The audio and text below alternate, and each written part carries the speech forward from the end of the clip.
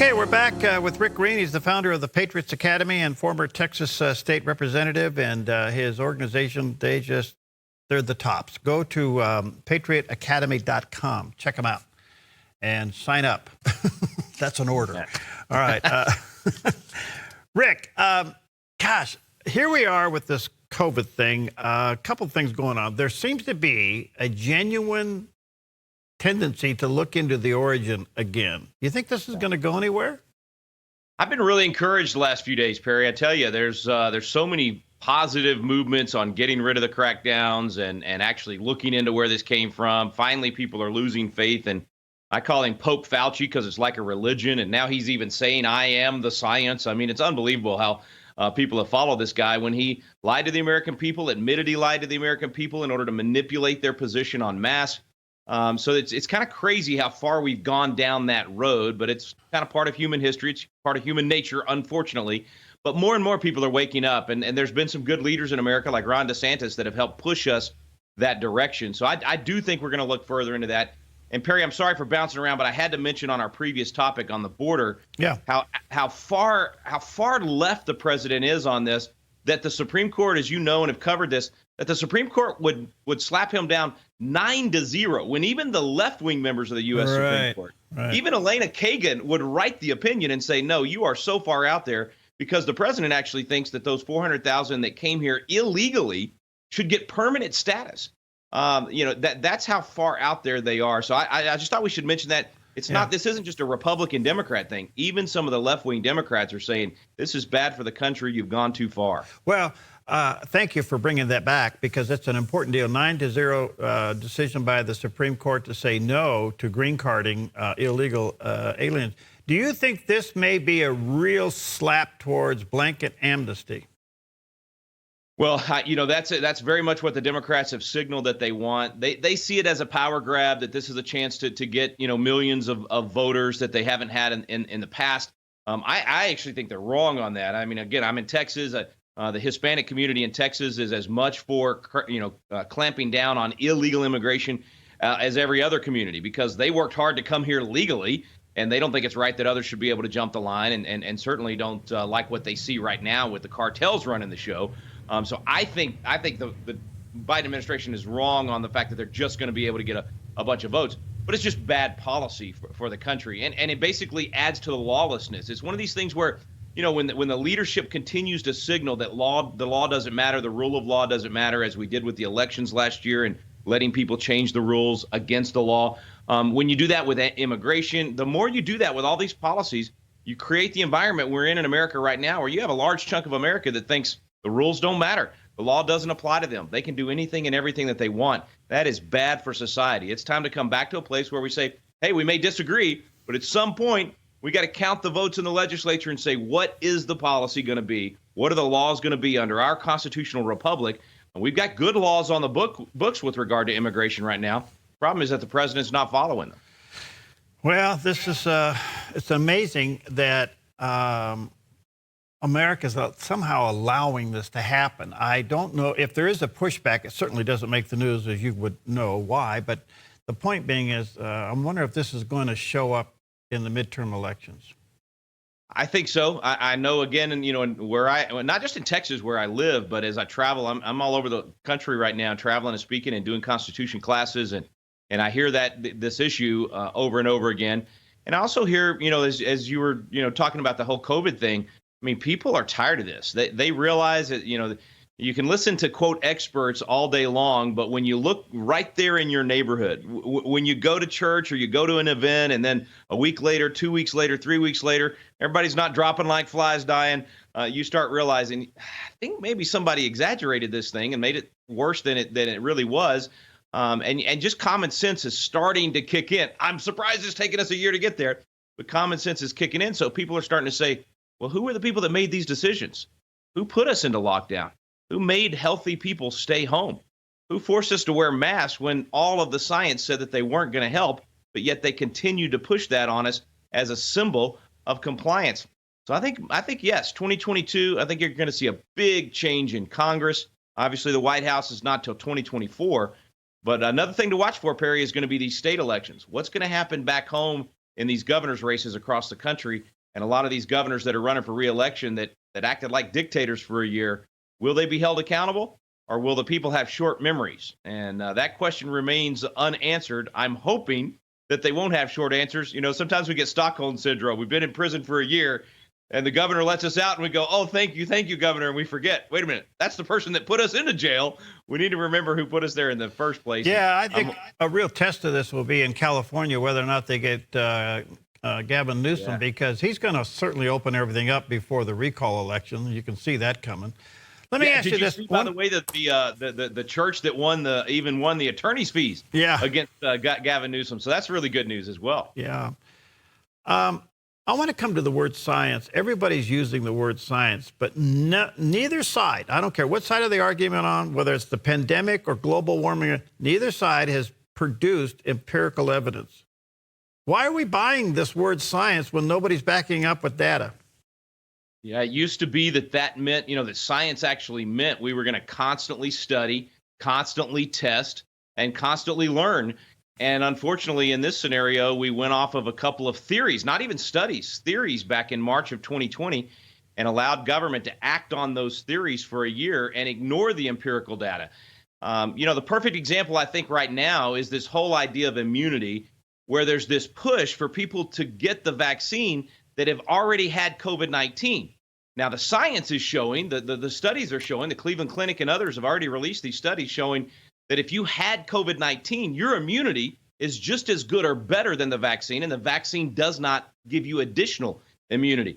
And so this goal of saying you either have to be vaccinated or wear a mask completely ignores all those millions of people that had COVID-19 and now have as good or better immunity than anybody that gets the vaccine. So that's kind of what you're talking about. That empirical data is there. We could follow it.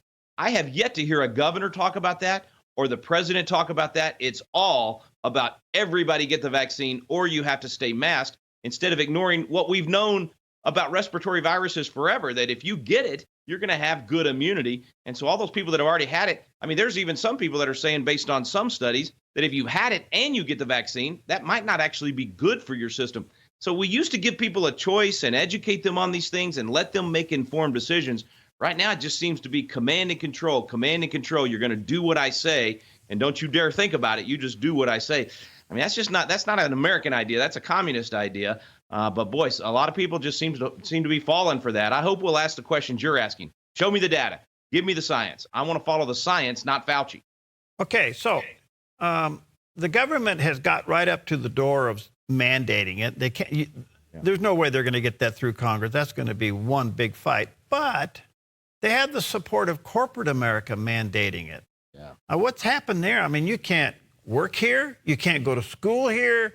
I mean, you've got these other agencies that are not the government enforcing something that all of a sudden it could cost you your livelihood. What do you think of that?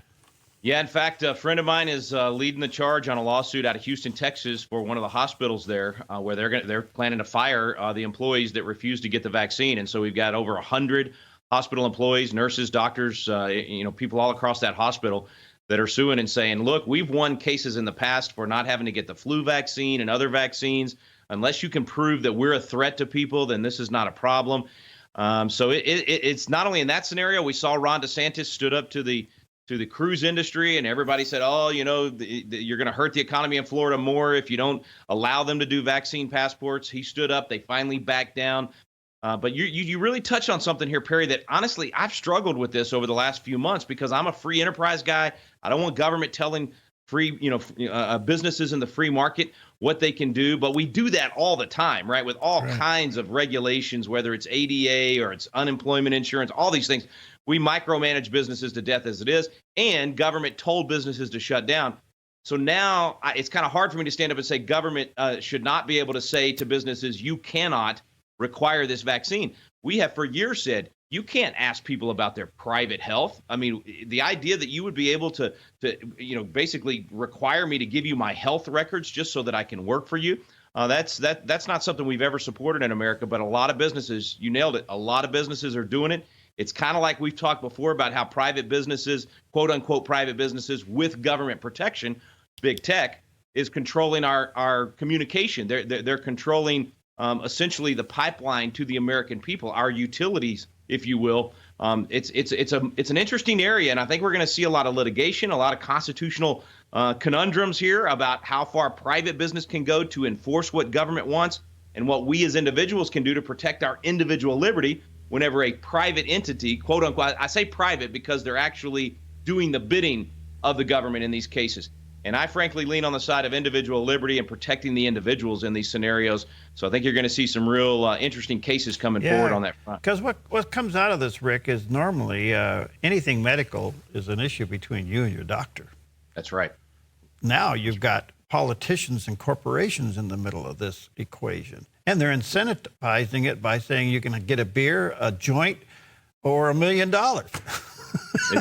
It's unbelievable, man. And Perry, I always like to remind people, let's not forget what this is over. And I realize COVID is deadly for a very, very small percentage of people.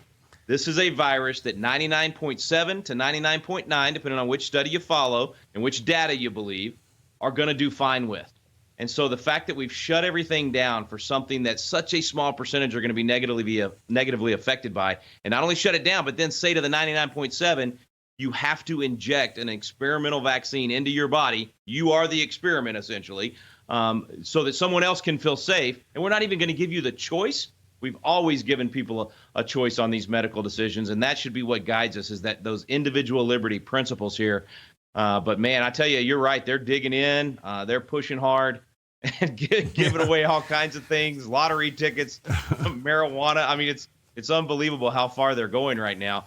But I would say the people out there that are watching, it's your choice. Do the homework, do the studying, make an informed decision. You know, I'm not pro or anti. I'm pro-freedom. I'm not pro or anti-vaccine. I'm pro-freedom.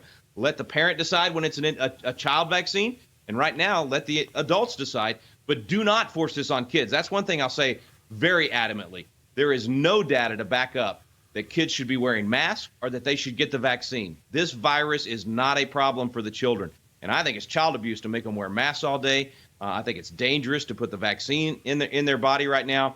And this CDC director pushing for 12-year-olds and even younger to have to get the vaccine, that's just bad public policy and bad science.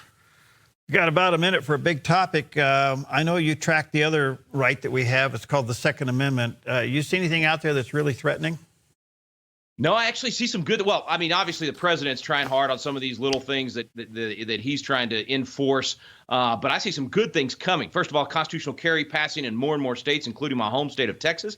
And then there's a case going to the Supreme Court that's going to deal with the Second Amendment and the right to bear arms, not just keep. Remember, the Second Amendment says keep and bear arms. And too often states have cramped down on that right to bear arms, which the founder said, when you prohibit that in any color or pretext whatsoever, liberty, if not already annihilated, is on the brink of destruction. That's their words. That's an exact quote. So I think anytime you infringe on the Second Amendment and the right of people to defend themselves, you are annihilating freedom. And so I see some good things on the horizon, even though Joe Biden's definitely going to be against those things. I think we've got a Supreme Court that's going to find the right way on this decision, and it's going to loosen up a lot of our Second Amendment rights in the individual states. Wonderful, wonderful. All right, folks, check out Rick's website, patriotacademy.com. There's a picture of the landing page. Sign up, take the courses, bring them to your city and your town, and have them do the course. What's the Christian liberty thing behind you? What's I say? Oh, biblicalcitizenship.com. What's that? We've got a new course out called Biblical Citizenship in Modern America. It has exploded, Perry, across the country. We've got 8,000 Constitution coaches now hosting these classes in churches and homes and all over the country. Cool. And it's free. So go to the website, folks. You can take this course in your home or at your church as well. All right, biblicalcitizenship.com. God bless you, pal. Let's stay connected. We got a lot to go through. Thanks, Perry. God bless you, man. Thanks for what you do. All right, thank you. All right, check it out, folks. patriotacademy.com, biblicalcitizenship.com. And again, he has a traveling Patriot program, and you may want to talk to your organization and bring him in for a couple of days. We'll see you next time on Focus Today.